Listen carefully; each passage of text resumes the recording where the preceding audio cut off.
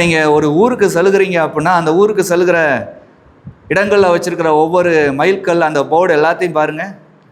எல்லா இடமுமே இந்த ஊருக்கு செல்ல இன்னும் 100 கிலோமீட்டர் அப்படின்னு மட்டும்தான் போட்டிருக்குமா? வளைவான பகுதி பார்த்து செல்லவும், பாலங்களில் முந்தாதீர், இது வளைவு பகுதி, இது வேகத்தடை அதிகமுள்ள பகுதி, இதுவும் ஏன் போட்டிருக்காங்க?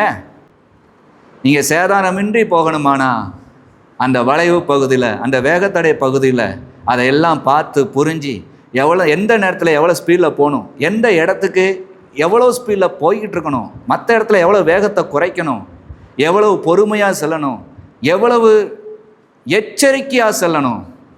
சில இடங்களில் போட்டிருக்கும் இது வனத்துறை பகுதி, விலங்குகளின் நடமாட்டம் இருக்கும், நீங்கள் கவனமாக செல்லுங்கள் என்று போட்டிருக்கோம். ஏன்? உங்களால் அந்த உயிரினங்களுக்கும் பாதிப்பு வரக்கூடாது, அந்த உயிரினங்களால் உங்களுக்கும் பாதிப்பு வரக்கூடாது. எல்லா வித காரியங்களும் எழுதப்பட்டு இருக்குது.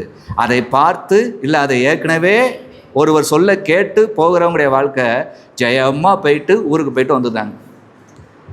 அதை பார்க்கவும் மாட்டேன், யார் சொல்றதையும் கேட்கவும் மாட்டேங்கிறவங்க ஏதாவது ஒரு ஆபத்து தான் சிக்கி கொள்கிறாங்க. இதே போல தான் இயேசு கிறிஸ்து உங்களை பரம ராஜ்யத்துக்கு அழைத்திருக்கிறாரு. அழைத்தவர் எப்போவுமே அன்போடு வா வான்னு மட்டும் சொல்ல மாட்டார்.